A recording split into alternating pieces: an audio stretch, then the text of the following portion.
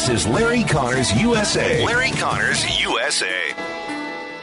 All of these people should be ashamed of themselves coming out lying on this police officer and also lying on that girl.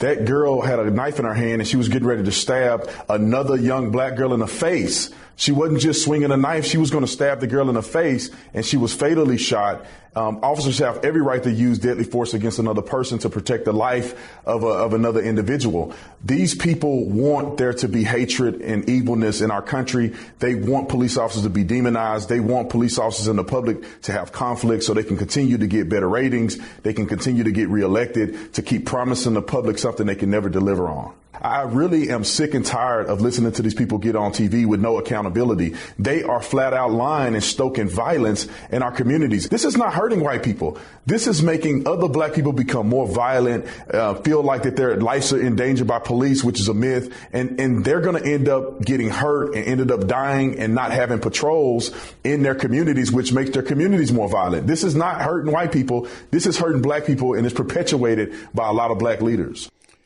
Those are the words of Brandon Tatum, a retired Tucson, Arizona police officer, as he appeared on Laura Ingraham last night. A black police officer, now retired, and I think he's nailed a lot of it.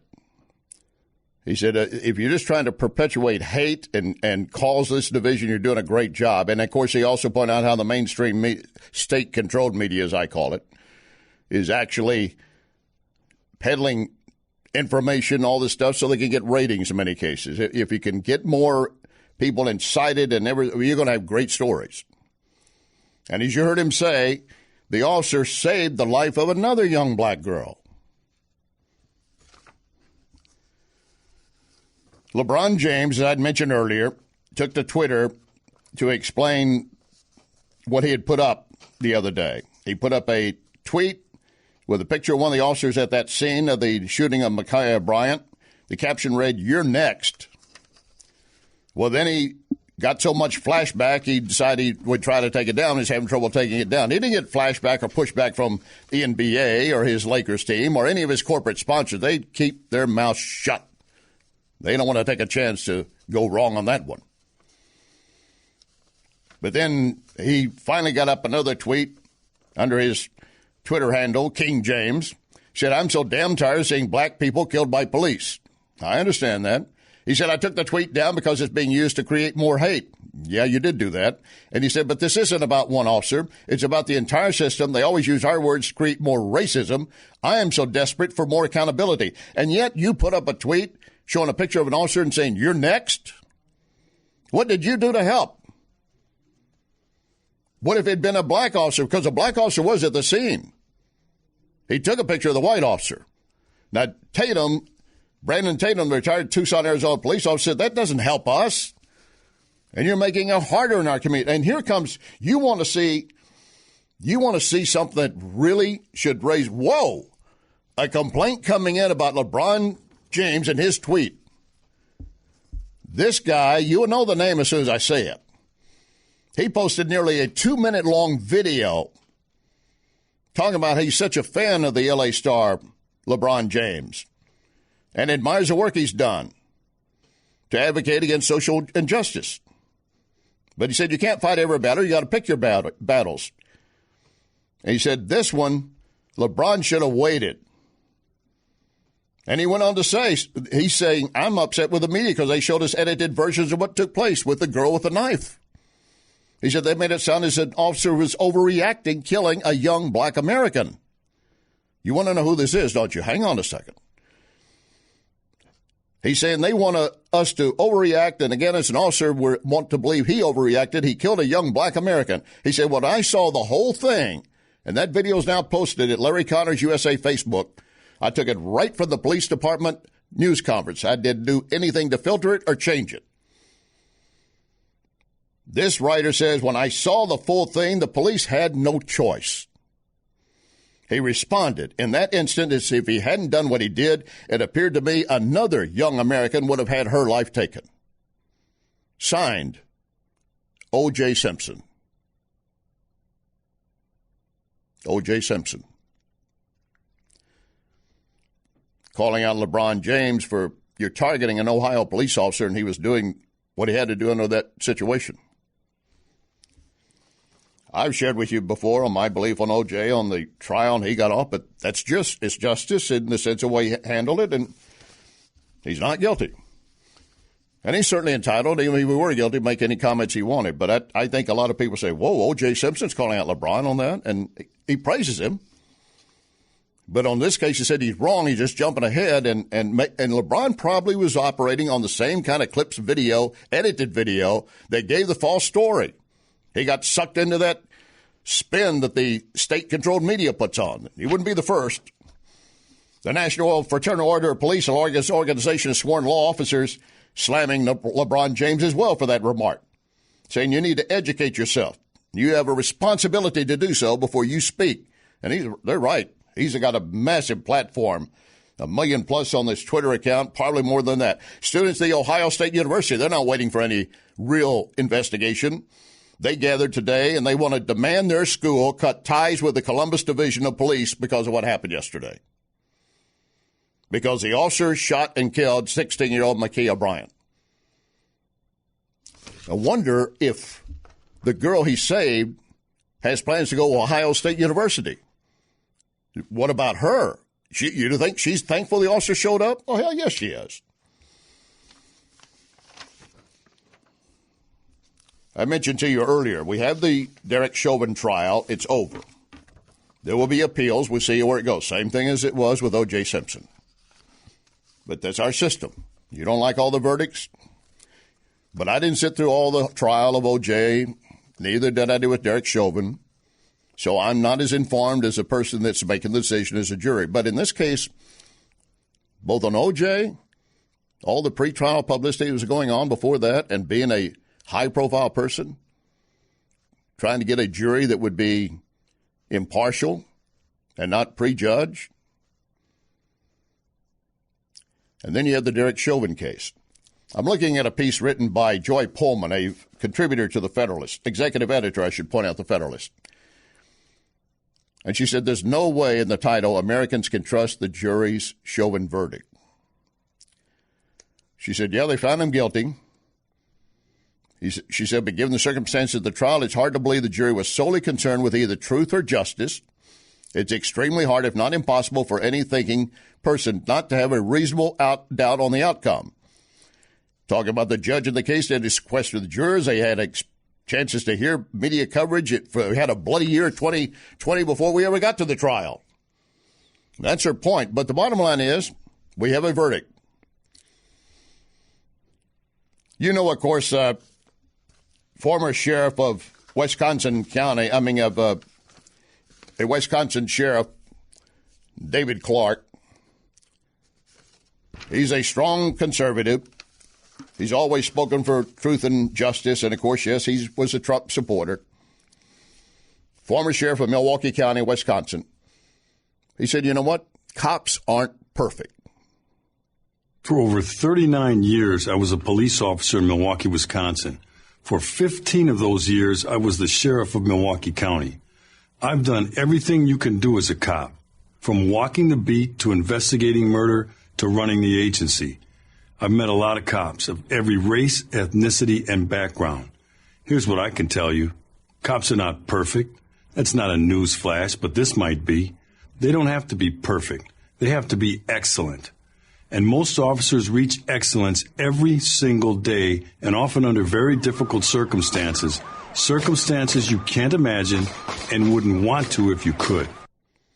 That background was some of the video that's put with his statements. That was part of a seminar he was doing.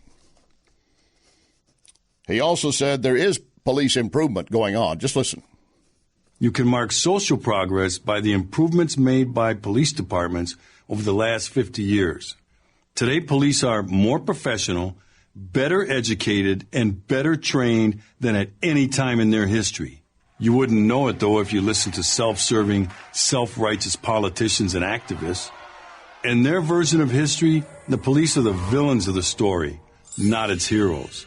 Like everything else this crowd does, they've got it all backwards. Again, that's former sheriff of Milwaukee County, Wisconsin, David Clarke, and that's part of a presentation he did for Prager University for Dennis Prager's programs. And he also pointed out, really, when you get down to it, often police are not to blame. The police aren't the problem. The politicians and activists are. The police didn't create the failed urban policies that have locked people into generational poverty. The police aren't responsible for fatherless homes, failing schools, and bad lifestyle choices. And they sure as hell aren't responsible for the lack of respect shown to police officers. It is this lack of respect for authority, fostered over decades by the progressive left and its fear the police narrative, that has led to the needless deaths of so many young black men. He's right. Police are not responsible for all that. And the lack of respect is a big issue. We're going to get into that more after the break. But let me share something with you very quickly. A Texas school district outside Dallas suspending a teacher. They did a stage photo, her foot pressed against the neck of a black student on the ground on the pavement. She said, I was just being a joke. I told the kid if he didn't come in with his assignment on time, I was going to put my foot on his neck. They're not laughing. And it was a bad decision. More remarks about what police are doing right coming up.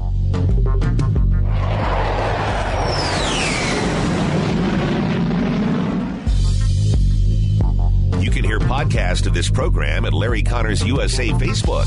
Larry Connors USA Facebook.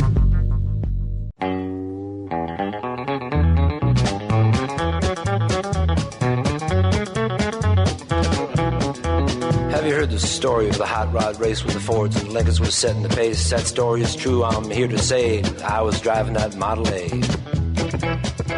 It's got a Lincoln motor in it. This is Larry Connors USA. Larry Connors USA. Why is it that groups like Black Lives Matter, I call them Black Lies Matter, because it's based on the falsehood that police represent a danger to black people, are celebrated by the media and politicians? All this is taking its toll on cops, and even more tragically, on the law-abiding citizens in the neighborhoods that most need a strong police presence. The murder rates in these neighborhoods are going up because lawful, aggressive policing is going down. Heather McDonald of the Manhattan Institute has explained why. She calls it the Ferguson effect, and it's real. It's also common sense. Why police officers reason, put your career at risk if 30 seconds of smartphone video taken out of context can destroy it. Yeah, those are the words of a former sheriff of Milwaukee County, Wisconsin, David Clarke, as he presented something in association with Prager University. Speaking of the BLM, there's a report out it's a study reported by the left-leaning website, Vox, a left-leaning website, pointing out a non-peer-reviewed study from the University of Massachusetts, a doctorate there, pointing out that there's a correlation of the BLM protest correlating with a 10% increase in murders in the areas that had those protests. A 10% increase in murders in those areas where there have been protests by BLM. Of course, exactly why? Well, even the author can't really explain, but suggests that similar to what you just heard former Sheriff Clarke say, says the reason for this rise in murder is not fully known. One possible explanation is that police morale drops following scrutiny, leading officers to reduce their efforts, thereby emboldening criminals. Another is members of the public voluntarily withdraw from engagements with police after a police homicide delegitimizes the justice system in their eyes. And, of course, we talked about further that a lot of police officers, as you heard former Sheriff Clarke say, they just say, why am I going to subject myself to this, me and my family? Doing the best I can, and I make one mistake, I'm going to be nailed to a cross.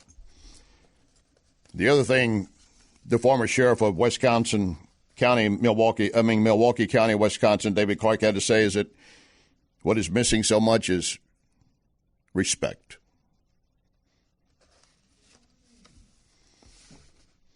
When Officer Darren Wilson told Michael Brown to get out of the middle of the street in Ferguson, Missouri, did Brown comply? No. When officers in Baltimore told Freddie Gray to stop resisting arrest, did he comply? No. When officers in New York City told Eric Garner to stop resisting arrest, did he comply? No. Here's a useful tip. If you want to avoid a bad outcome with a police officer, follow this simple rule. When a cop gives you a lawful command, obey it, even if you disagree. Whatever problem you are experiencing is not going to be settled on the street. People with complaints need to use the process established for that purpose. Though cops don't have the final say, they do in that moment. How you react can be a matter of life or death. But the idea that a law-abiding citizen has to fear the police is a terrible and destructive lie. Again, that is the former sheriff of Milwaukee County, Wisconsin, David Clarke. And the false claims we were seeing and stories coming out like we did yesterday with the shooting of the 16-year-old, the officer shooting and killing her. That's a tragedy. I don't care how you look at it. But he also saved a child. But you're not hearing that. And that's also a black child. This shouldn't even involve race. It should be their children. But at the same time, when I see everyone rushing out and saying he did not have to shoot this 16-year-old, she just had a knife, probably couldn't have done. And I told you, in the same state, a 13-year-old now charged with killing her 13-year-old girlfriend, and she used a smaller knife. The other thing that comes from David Clarke, the former sheriff, Milwaukee County, Wisconsin, is, as he says, here's the truth. Please listen. Here's the truth. Police aren't afraid of walking the streets or being shot by random criminals. They're afraid of being involved in an incident that would label them forever as trigger-happy racists. Are there bad cops? I know firsthand that there are. I've had to fire them. But the overwhelming majority are good, decent men and women concerned about the law-abiding citizens in the communities they serve and are willing to put their lives on the line to protect them. Those who try to convince you, either out of ignorance or out of some ideological agenda, that the police are the enemy, those are the people you should fear. Run from them, not the cops. Excellent point. You can't blanketly, and we're seeing that, we can't put a blanket condemnation of police, nor can you blanket, and some have, a particular race and label them all one way in your view, that's their all. That's not, it just doesn't happen. Never has. Stereotyping police and our citizens, color, gender, sexual preference, that does nothing to bring us together. It causes division, and as you heard him say, and the Arizona retired police officer, you got people out there that make money on this. They want to see you feud and fight. We need to find a way out for more peace. Which brings us to our pledge. One nation under God.